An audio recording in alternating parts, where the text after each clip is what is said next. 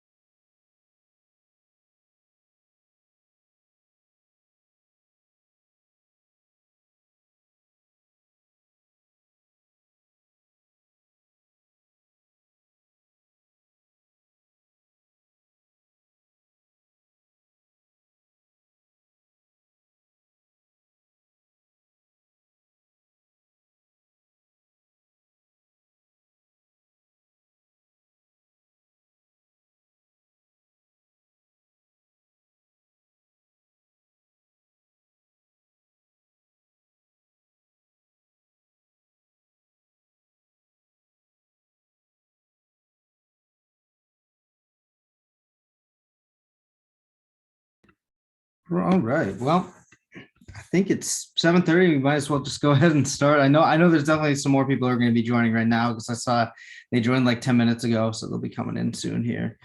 But yeah, so today we are with Jack here. And Jack, if you want to go ahead and introduce yourself, tell everybody just about who you are and what you do. Sure, thanks, Nolan. Thanks for having me. Yeah. Yeah, my name is Jack Kolb-Williams. I use he, him pronouns. I'm the executive director and co-founder of Twin Cities Catalyst Music, which is a nonprofit organization that's operated since 2015. And we run the Garage here in Burnsville, which is where I am right now. And also a new spot up in St. Paul called the Treasury. And they're both all ages venues, which means they don't have any 18 or 21 plus restrictions.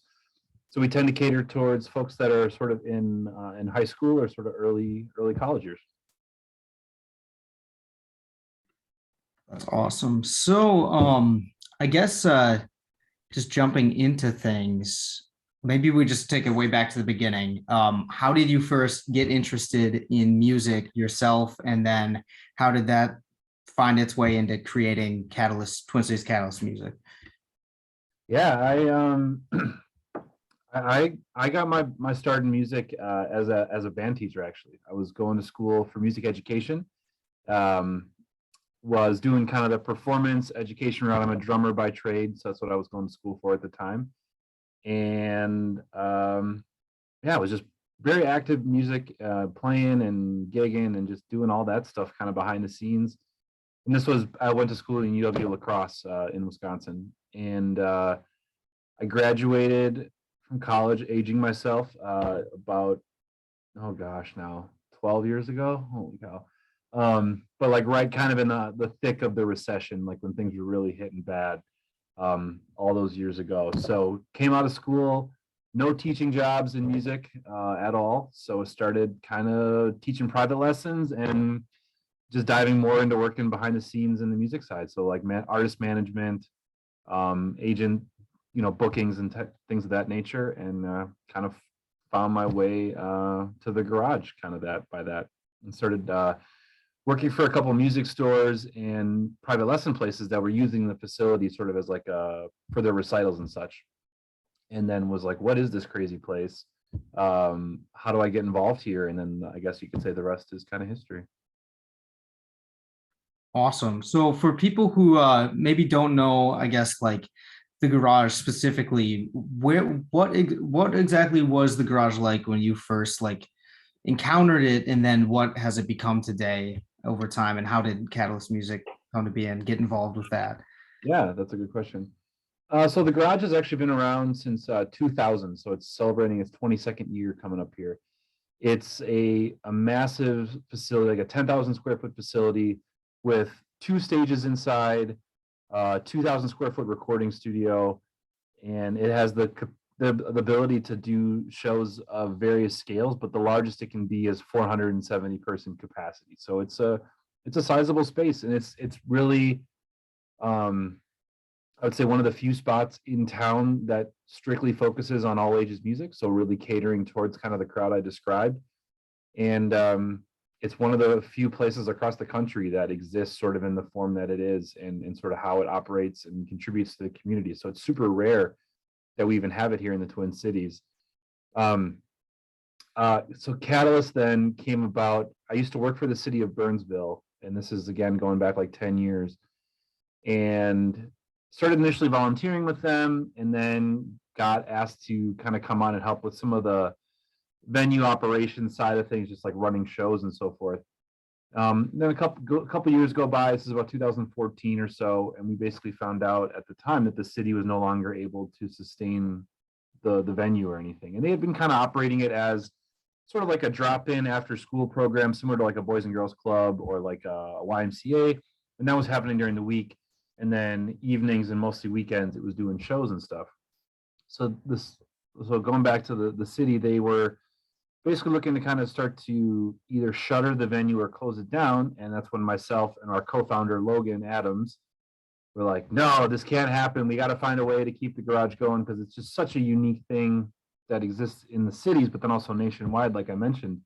And so we basically pitched to them. We're like, hey, what if we form this nonprofit and kind of run at it from more of the angle of performances and stuff happening, but then more of a focus on music education and sort of what it takes to work in the music industry from like a popular music perspective, not necessarily like your most traditional like band, orchestra, choir, but like as artists, as bands, solo artists and so forth, trying to kind of find their footing, and how can the garage kind of be that hub to teach folks a lot of those things that really a lot of people just kind of either figure out on their own or go to maybe like a specialized school and maybe do some of that type of training. So really allowing folks to kind of try different things and kind of find their way and explore how they might want to do stuff in music.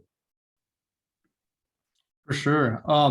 So with the garage being and kind of everything Catalyst does being such a unique opportunity for young adults and kids, what do you think is the greatest importance of this more modern music education, something that's not really found in most middle schools or high schools at all? And then also, what do you think is the importance of having more accessible and all age shows in a place like the Twin Cities, or just even in the music scene in general? Oh yeah, man. I mean, I think it's paramount to maintaining sort of the level of musicality that exists here in the cities. I mean, we're so proud of, just all of us Minnesotans are so proud of the legacy that, comes from people like Prince, and, you can go down the list. It just comes to mind first off, but like, how does that happen? How do you continue to cultivate that community and that culture, and also just give opportunities for folks to try stuff out? I mean, I'm originally from Wisconsin, town called Sheboygan, and there's nothing like that in any of the places that I grew up and started playing music and figuring these things out. I'd have to go either like with my folks down to like a 21 plus show, or just not even be able to go. So like thinking about how music is such an integral part of your life, especially like in really your formative years, like you're figuring out who you are and what your interests are and the types of music you like. And then you're making friends based on a lot of that stuff, and then creating memories. And so I think just to be able to have that just continually raises the bar for how strong the Minnesota scene can be, and just letting folks know that there are opportunities out there. Like maybe if you're not a performer on stage, there is still stuff that you can do, and still really, really cool ways you can be involved. And so that's, I think, where the training and sort of the stuff that we do that's not maybe in the most traditional sense of like band, choir, orchestra, but like, okay, I want to work behind the soundboard. I want to work in lighting. I want to work in a recording studio. I want to book shows. I want to promote shows. I want to make graphic design and making flyers and making videos. I think just the world is so open to a lot of those things. And especially now with the pandemic, I think it's really highlighted even more so how important multimedia video primarily is, and how it just is so integral to making music, relevant now in this day and age, but then also going forward. I just don't see any of that changing anytime soon, especially with the internet and the capabilities that we have just for streaming and putting stuff on. So it's like, why not embrace it and teach people how to do this stuff? Because it's truly a viable career option or a career path, whether it is involved in music, but it could lead to so many different things. You just have no idea. And if music is that one thing that like brings someone into that, or helps them create lasting friendships, or help find their interests and stuff, that's just the coolest thing. And that's why just music is awesome. Definitely. So looking at like, what would you say, I guess, so jumping into, we've talked about the garage and kind of Catalyst as an overview of all this stuff. Yeah. You now have a new venue called the Treasury. If you want to just talk a little bit about the Treasury and what that goal is and how that is furthering the overall goal of Twin Cities Catalyst Music. Yeah, for sure. The idea of the Treasury has been around for, gosh, since we founded the organization. It was like, okay, this is back to 2014, 2015. You know, Burnsville can be a tough place for people to get to, especially young folks who maybe don't have cars, don't have access to consistent transportation. That was the one thing I would hear all the time. Just like, why can't this facility be in the city, like the centers of the city, where like just more folks would have access to it? Because I mean, if you're thinking about even just someone that takes public transportation, like getting down, I'm at the garage right now, and getting down here, it takes an hour and a half or 2 hours, and you're talking multiple transfers or light rail kind of workings and stuff. So it's like, all right, how do we really take what's going on at the garage and replicate it in another part of the metro? Obviously, the facility here is just beyond anything that's possible, but still like sort of the core vision of like, how do we recreate an all ages space that sort of provides a lot of all the support that we have at the garage, and also sort of just the vibe and the focus that we have, because there's just not anything like it in the rest of the metro. So that process started a long time ago, and it wasn't until we had been doing a lot of programming partnerships with like Best Buy and the YMCA and the Boys and Girls Club with like our music education side, that we found an opportunity in St. Paul. We met the Cadence guys. They own Cadence Records and Coffee, just a little bit down the street from us. And then I got to meet their building owner, and this is 2017 or so, early 2018. And everyone that all other building owners, landlords that I've talked to, they're like, you're crazy. There's no way that we're going to let you start a venue in our space, let alone one that's all ages and serves young people and stuff. They're just like terrified of the idea. So then we were able to find this one guy who owns the Swedish Bank building, which is up the street from Cadence, like I mentioned, who understood it and got what we were trying to do. So now we're just super thrilled to have a all ages dedicated space in a part of town that already has like, you know, great resources for live music, and kind of building a lot of that infrastructure for creating a scene. But then now to have like a smaller than 7th Street entry, like 180 capacity, all ages space that's in the city center, has just been like the driving force behind all of it. So really, how do we promote, you know, and give opportunities to maybe smaller groups or indie groups or anything along those lines that maybe can't get down to the garage, or don't want to play in a room that's this big, and want to have kind of more of that intimate space to, you know, become artists and come into your own. So that's really, I guess, the big driving force has been location, and then just offering something that's unique in the metro that doesn't exist anywhere else. Definitely. So I think backtracking, maybe one thing that we could talk about quick is your just in this whole path that you've gone on, what has been like I don't know, like a challenge, and how you overcame it, that's something that might be helpful for someone who's trying to figure out what they want to do and music adjacent in some way. Like, yeah. Sure. I would say initially, like, it's really it's just the reality of this industry, but you know, being flexible and having a diverse set of skills that allows you to kind of get some time to find your footing and where you want to be. You know, the thing about this industry is that it's so fast paced, and that you're expected to probably do a lot of things if you are involved in a venue or a management company or agency or any sort of capacity.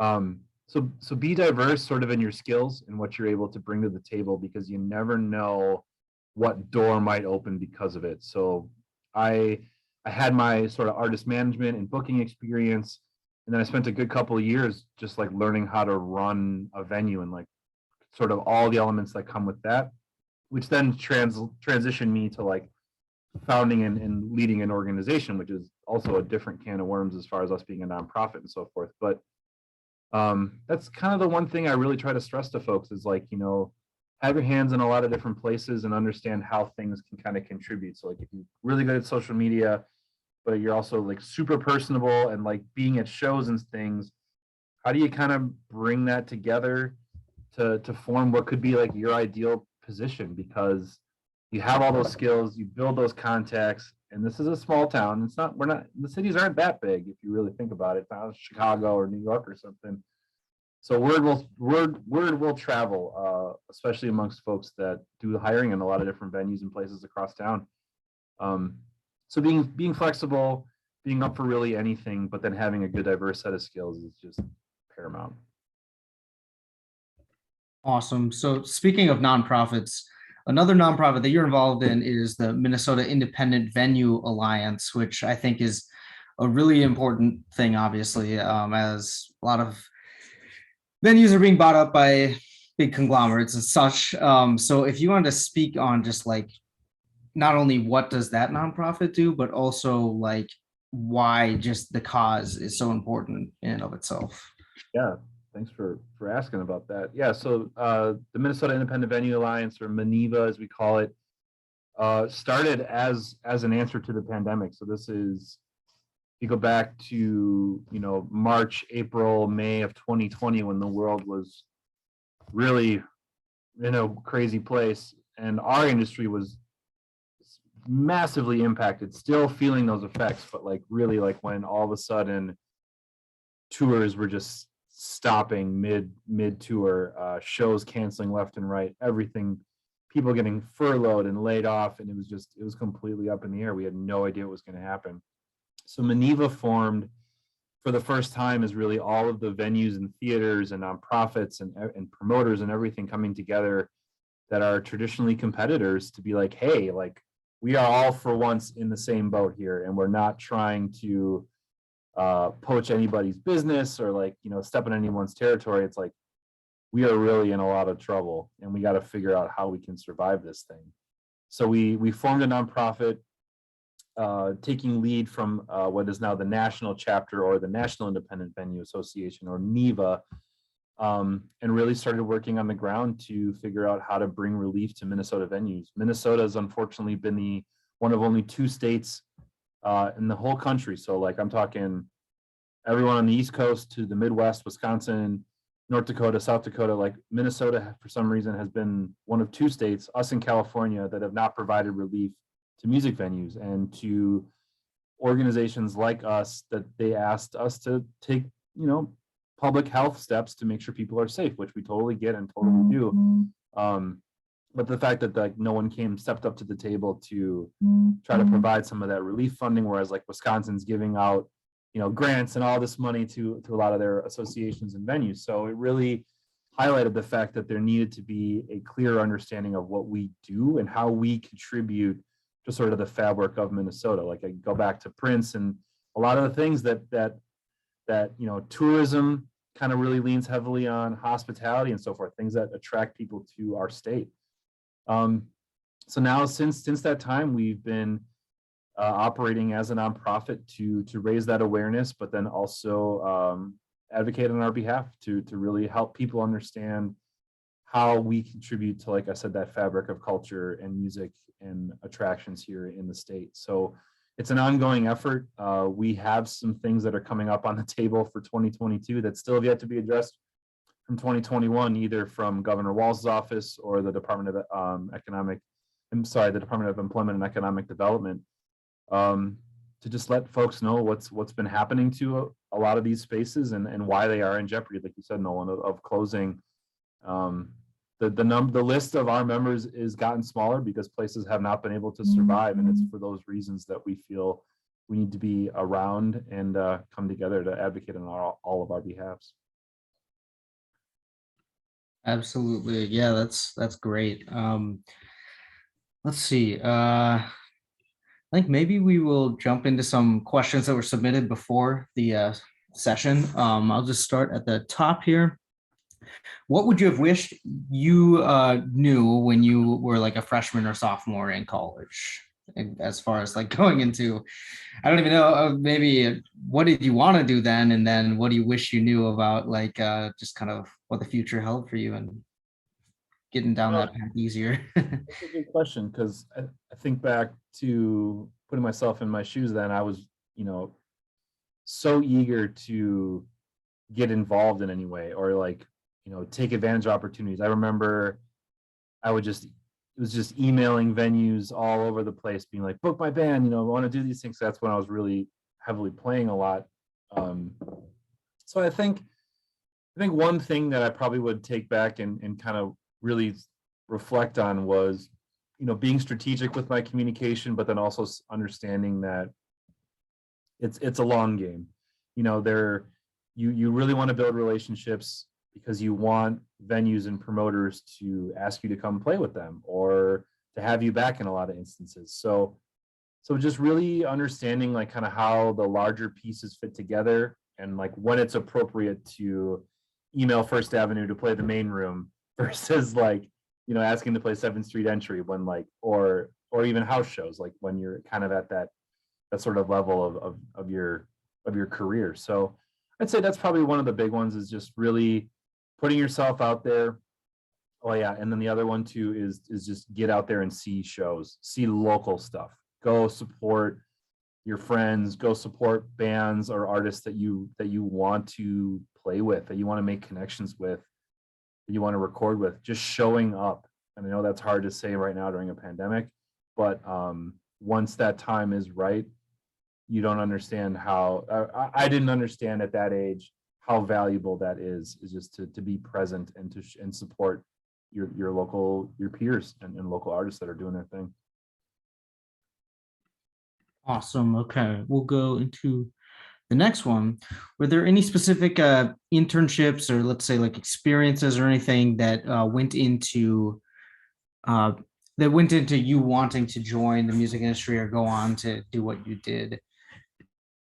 I don't necessarily think there were any internships or that stuff. I think I just got hooked on. I mean, Nolan, you're a performer and do all these things, like just the vibe and the feeling that you get when you see a packed room of people that are having a great time, enjoying music and coming together to celebrate that stuff. Like it's a high, it's a rush. And so I think I just got really hooked on that. And maybe necessarily didn't find any internships, but really tried to carve my own sort of path. And that was really just being tenacious with always being on, always responding to emails, being available, and just putting myself out there to try to find as many folks as possible. It really wasn't until I moved to the Twin Cities that a lot of those doors started opening, just because I lived in a smaller market place where like, not a lot of folks would kind of come through and perform. So there's a lot of like local bar shows and things like that, which is all well and fine, definitely has its place. I still play a lot of those gigs these days. It's where I met some of my best friends to this day. But I think being willing to maybe go to places where the opportunities might be a little bit more expansive is always kind of big. And I think there is a lot of that here in town, which is fantastic. You certainly could go bigger if you wanted, Chicago, New York, LA, but you would be a very small fish in a very big pond in a lot of those instances. I guess what would be interesting to get your opinion on is, do you think that obviously like there's more opportunity in these places, but there's a lot more people going towards those opportunities? I think a lot of people, when we've done these series, it's kind of like, I'm in Minnesota. Can I get into the music industry here? Like, is there enough to do here, or do I need to move? Or what are your thoughts on that for either an artist or people who want to book shows or anything like that? That's a good question, and it's a real thing. I mean, there's only so many venues, and there's only so many positions that are open, and there's only, there are cases where talent that is grown here does move off, and they go to other places and other cities and do different things, just because there are more opportunities and different opportunities. But I think if you can do it right, it makes a lot. I think Lizzo is a great example of what that looks like and what that might be. She's one of the biggest artists in the world now and really built up a strong presence in this market before she really started blowing up in different parts of the country. Um, there's such a deep history of music in this town. It's a good music town. And it's a really good place where you can kind of cut your teeth and really make considerable strides. Because yes, it does have that smallish town aspect to it. So there are a lot of people that you see, a lot of the same people you see. But I find the relationships to be really genuine in that sense. And the people that you do connect with, it just feels it feels genuine in that sense. Like you don't feel like you're just maybe a cog in a larger machine and everyone's just like trying to scrap and get at every opportunity they possibly can. You really have an opportunity here, I feel like, in the cities to find yourself, to hone your craft, and then once, like in a Lizzo case again, once you're ready to blow, like it's gonna happen. And you got places like really solid namesakes of venues that have been doing their thing for a really long time. And if you can pack them and play to sold out crowds in those rooms, it's really going to make a serious impact and make waves on a national scale for sure. Yeah, for sure. Going back to like opportunities opening up and having different doors open up to you as you go further in your career, what would your advice be? Should you just jump at every opportunity that comes your way, or should you be selective any way at all? Like, is saying no to some a good thing depending on it? Like, has your experience been as far as like just different things that have come around? Yeah, that's a good question. I'd say now looking back, I probably should have said no more for my own mental health and like also burnout, because as I mentioned, this industry moves very quickly, and once once you get a smartphone and you got your email locked into that thing, like it doesn't turn off and it never goes away. So I think it is good to be strategic. I think it is good to be able to say no, because I think it sets those boundaries for yourself. There's definitely was a point in my life where work consumed everything, and to where I was having the point of like a negative impact just on my mental health, my well-being, relationships, family, all that stuff. So being able to kind of pull back and take a measured approach would be something that I maybe wish I would have done a little bit more of, rather than just like I have to work 12-hour days, 5 days a week, 6 days a week, playing gigs on the weekends, rehearsing in the evenings. You can only do so much of that, and which could lead you or like could lead you away from the industry because you just burn out. And that's honestly what I see happening to folks more often than not, is they may be working too many places, or doing too many things kind of at once, that just takes away from them really being able to hone in on something uh, pretty specifically.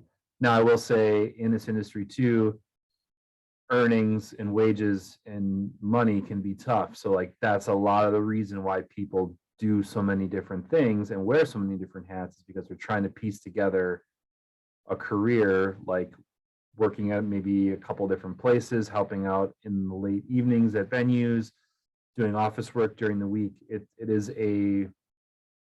can happen. It's a very real thing. So finding that balance and being able to do it. If anyone figures it out, let me know, because I think that you'd be standing to make a lot of money and be successful. But yeah, being able to say no is huge, and making sure you leave time for yourself is big. And just that way too, you still enjoy music and you don't hate it because you're just burnt out on it. Definitely had that point in my life once or twice, but happy to say it comes back. You just need to kind of refocus and think about stuff. So yeah, I was gonna ask, do you think that you have found a good strategy for like kind of refocusing and like, or for a good balance, and like what is that? What does that look like? I'm sure it's kind of hard to find with like just all the different things you're doing, but Yeah, honestly, man, I'll say the pandemic was probably the thing that snapped me out of it the most. Like, really putting that hard pause on just the pace of my life and where things were, and putting a lot more into perspective that it's okay to ask for help and it's okay to delegate stuff. Um, you don't have to take it all on by yourself. So the pandemic, I think, was probably the most eye-opening for me in that. But then also being able to say no to things, being able to be a lot more in control of my calendar. I live and die by Google Calendar, and that's probably the biggest thing that keeps me sane now, because I can say, like, all right, I put in 8 or 9 hours for this day. I need to stop. Like, I need to, like, go for a walk. I need to make some food. I need to go play drums or just play some video games or something. Call my folks, talk to my family. Like, I think really kind of having that balance is just key. And for me, it's Google Calendar is kind of the thing that does it. It allows me to really compartmentalize and kind of see my days for what they are, and just be able to spend my time wisely. Awesome. Yeah, that's always a good thing. I would agree. And for college students. Let's see. Next question we have submitted here. I'll just read it. I've heard people say that establishing connections is super important for this industry, but what is the best way to network and make connections if you don't personally know anyone that's working in the music industry? Just go. Just that's 100% correct. Networking and connections is huge, and you just got to be present. You got to put yourself out there. You got to go to a open mic on a Tuesday night at Acadia, or you got to go to the Hole and see a band that maybe you just was like, wow, I just really like their sound and I like what they're doing. That's the most genuine way to do it, is just supporting local stuff and going, because it'll come naturally. Like, the more people recognize your face, they see you out and about. It's and then being able to, like, connect with people maybe that isn't necessarily driven for asking for something. It's just like, hey, I just really appreciate what you do. I just want to be around more and kind of help out. And then the opportunities will come, because then they'll think of you to maybe help sell merch at First Avenue in the main room, which will then turn into picking up venue shifts at those places. And then all of a sudden they're like, oh, you do social media, it just compounds, and it just kind of can really kind of build. But the big thing is just getting out there. I know it's tough, from either time and money. So it's really kind of then about being strategic of what you want to see, what you want to do. And if there are free things out there, get out there and get at it.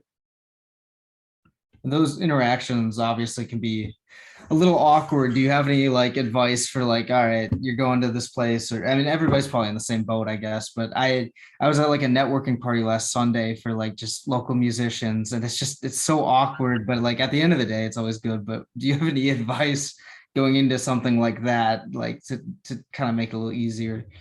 Yeah. It's always tough. It's always awkward. I totally know what you mean.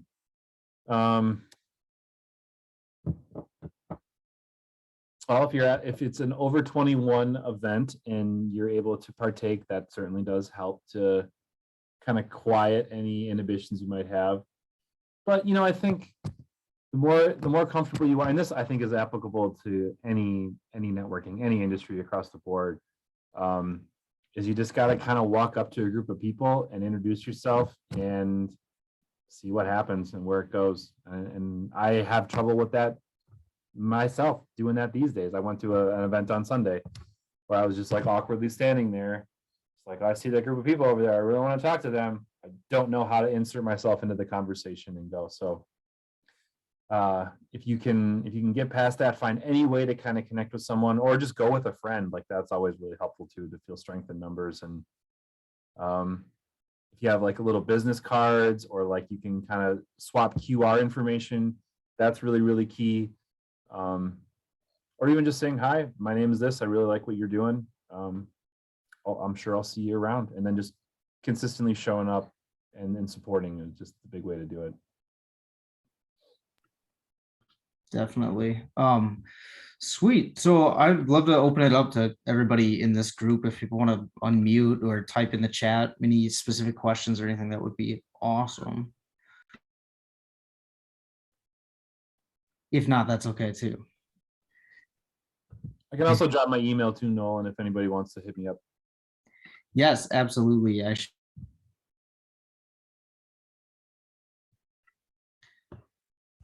But yeah,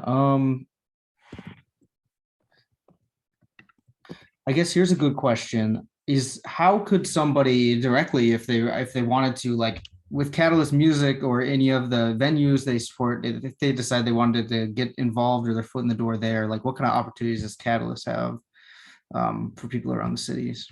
Yeah, we right now we are looking to hire a digital content coordinator position, so someone to help with digital content in the title, but like, taking pictures at events, helping to optimize video for TikTok, for Reels.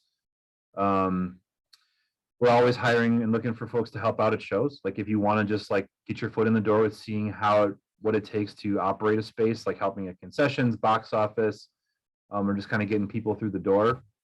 We're always looking for individuals to help with that.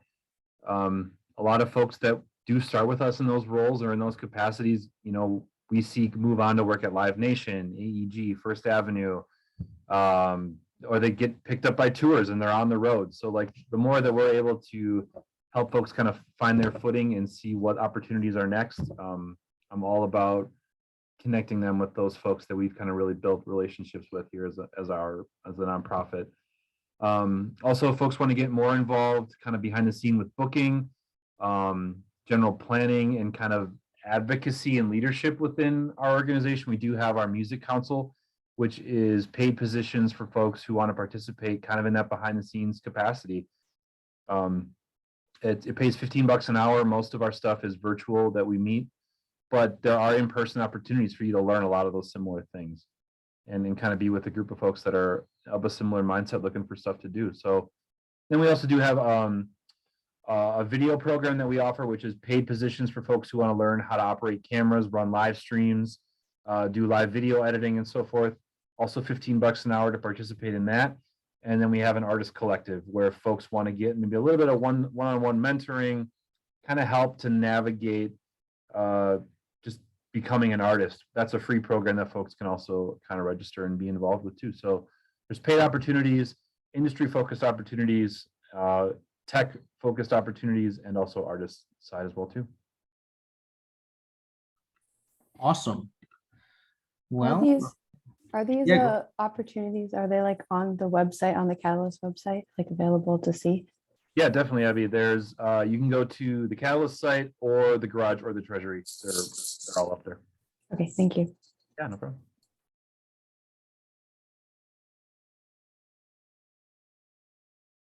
there we go. I threw the Catalyst website in the chat there. So and then I think that links to all the different venues and everything as well. So Yep. Or if awesome. you go on any of our IG pages, the link trees on there got some good videos and kind of stuff you can check out as well too if you just want to poke around.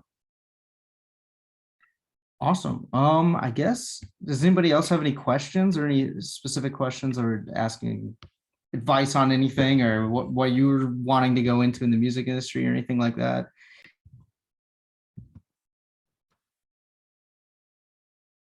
I think you're muted, Colin. We're not hearing you. You're not muted. Yeah, maybe.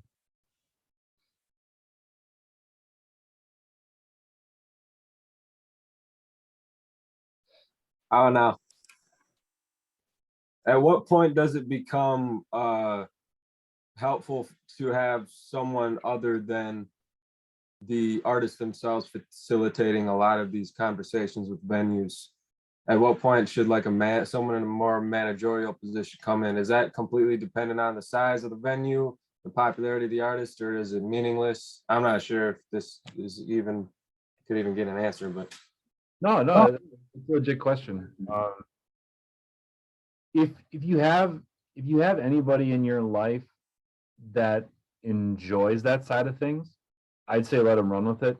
It doesn't matter what size you are. It doesn't, like, as far as like your levels of engagement or popularity, whatever you want to say, stream numbers, whatever. If you got someone in your life that loves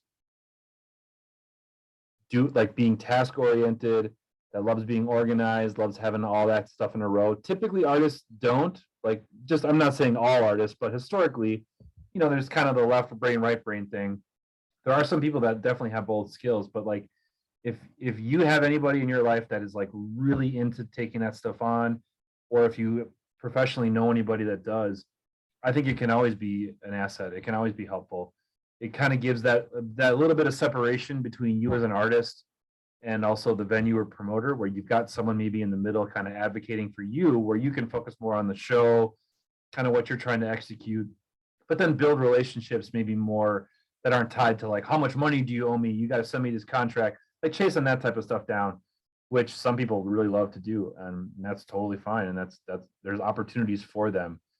So it really just depends on if you've got someone that understands that dynamic and can help see your vision become a reality.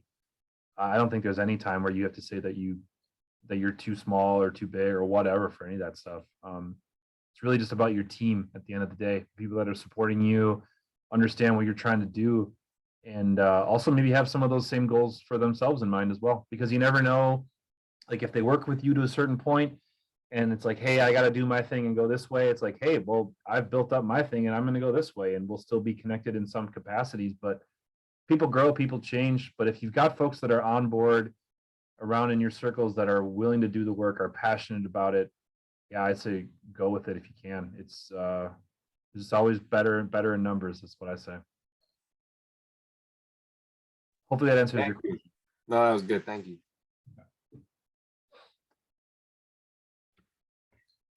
Awesome. Any other questions? I guess one thing I'd be interested to hear is, of the people who are here, I guess you don't have to answer, but I'm interested, what is everyone looking into, like going into, like what is the dream for everybody here? Like what kind of position in the music industry, or even if you have one, and then maybe like Jack could give some advice to that, depending on what it is. Even just throw it in the chat. Or, oh, there's a question in the chat already too. How would you recommend marketing yourself as a musician or producer? So kind of like similar as an artist standpoint. Yeah, I guess when you say marketing yourself, are you talking about like online or in sort of media and stuff, or do you mean more from a just making connections and kind of getting yourself out there?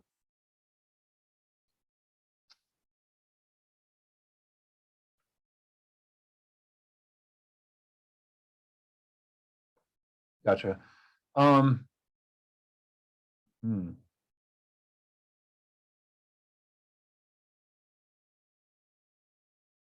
I'd say marketing yourself would be kind of finding your voice and kind of finding your brand of where you want to be and how you want yourself to be represented, and being consistent with it.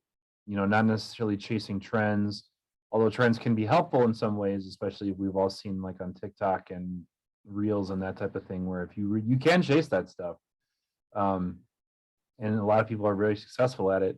I think it kind of maybe pigeonholes you in a little bit of a way that you maybe become beholden to what's ever happening, and you might not necessarily form your own path, but still being able to piggyback off that stuff to get attention and things. There's nothing wrong with that at all.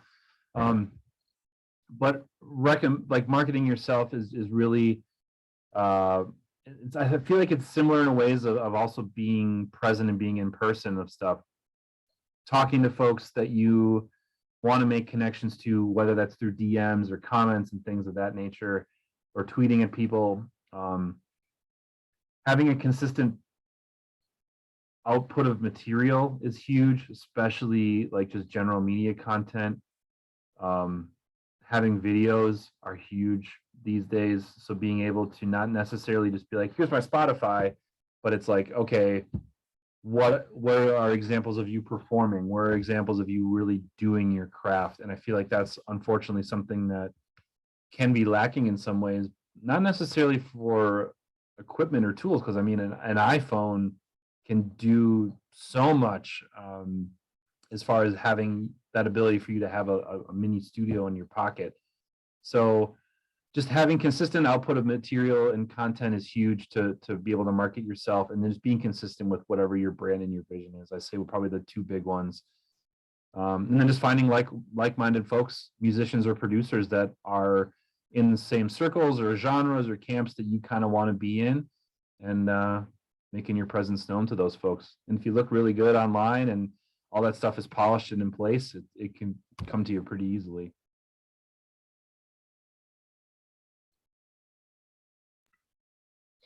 but video. Awesome. Just keep talking video. You got Yeah. it. As video content. It's so key. I can't tell you how many agents, managers I talk to. It's like, hey, we're thinking about this thing. It's the first question out of their mouth. Show me your performance footage. Show me your video. 99% of the time. And there's definitely, I know that with the garage, and there's a lot of opportunity for that kind of thing. I don't know if that's something you want to kind of speak on, as far as like, I think there's the live sessions at the recording studio in the garage, right? And then there's even, I don't know if they're still doing live streams at all, or if it's transitioning to live shows now.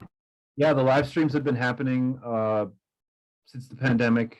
We did do live sessions before that. So to that, Nolan, we basically would do a video session where we'd have a band or an artist come in, and we bring in an audience on headphones, and they'd be able to like watch and be a part of that performance that was happening in real time. We've since kind of expanded our possibilities to now just doing the live stream side of things, where we're doing multicam shots that are all edited down into like one stream performance that then just lives on YouTube. And we can cut that up for artists if you like, hey, I want to do a 4-song set, but then I want to take all those songs and chop them up to do 4 individual songs that I want to upload as my content, or take clips from that and splice up some reels and things that you can use for just general promotion.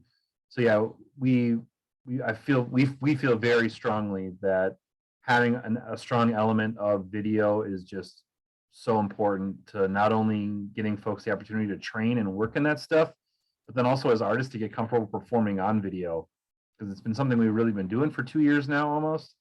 And I just, it's a totally different element of not having a live audience in front of you. So the more comfortable you are performing on camera and just generally talking to the internet, talking to a screen like we're doing now, it's just massive for confidence levels and stuff. So yeah, you can hit up Catalyst Music, check out the garage, check out the Treasury. We do video stuff at both spaces. We can definitely help out people put that content together. Awesome. All right. So I have like one final question, but quick, if anybody else has any other questions or any thoughts or anything like that, let us know. Otherwise, no problem. I'm just admiring Abby's vinyl wall behind her. So that's some Harry Styles in there, some Fleetwood Mac. I've been working on it for a couple of years. I've been collecting since my sophomore year of high school, and I'm a junior in college. So, Where's your record store you hit up in town? I've been to Cadence Records and Coffee a couple times. I really like it there. And I don't know, most of these I get like, when I go on vacation, I always like look for a record store with my family, because me and my brother are like into it. So we're like, look at every place we go, we look for a record store and we look for some. Cool. Keep it up. That's awesome. The collection will only get bigger. Unfortunately for my pocketbook, yeah. Yes. And also for your shelves. Yeah. And then when you move, then you got to move the damn things. Oh my gosh, yeah. When I moved into this apartment, I had a whole like bag full of them, and it was so heavy. Yep. Awesome. Well, okay. So final question. I'm thinking, I know we talked about a lot of advice and just like it's been a bunch of different ideas. But I think if you could narrow it down to like one thing or like one word, and something that's kind of applicable to all areas of the music industry, or just even, future career in general, what do you think that would be? Can you rephrase that one more time, Nolan? I'm sorry. Sorry, I know it's kind of confusing. What would one like piece of advice or like one word of advice be for someone who's looking to get in industry, or even just, I don't know, progress in their career path in general? Yeah. If you can do what you love, that's amazing. And that is truly just a lucky experience to have, because not everybody gets to do that, unfortunately. So understanding, I think, that a lot of people want to do this or work in this industry, and it's just been ever since it kind of started forming in the like 100 years ago or so, whatever you want to say. Just if you have the opportunity to do something that you're really passionate about, it won't feel like work. It'll feel like it's just kind of part of your just daily existence. And that's, I like I mentioned before, you can kind of blur those lines to the point where you could start to burn yourself out in some ways. But just remember, trying to keep in mind that like what you're doing is an amazing, fun experience that not a lot of people get to have. So keeping that in the back of your mind when you're having your worst days, but then just really celebrating in the fact that you bring a lot of joy to a lot of people, and you can help folks kind of sharing that experience. It just keeps you kind of grounded as much as you can, so that you can just stay positive and just stay with it. If there's anything I would say, it's just I'll keep saying it, put yourself out there, meet new people, take a chance on some band on a Tuesday night or a Wednesday night, and you never know what you might find, and just have fun, just enjoy it while you can. Because you never know what could change. We could have another pandemic. That could all go to hell again. I'm not putting those vibes out there, but it can change.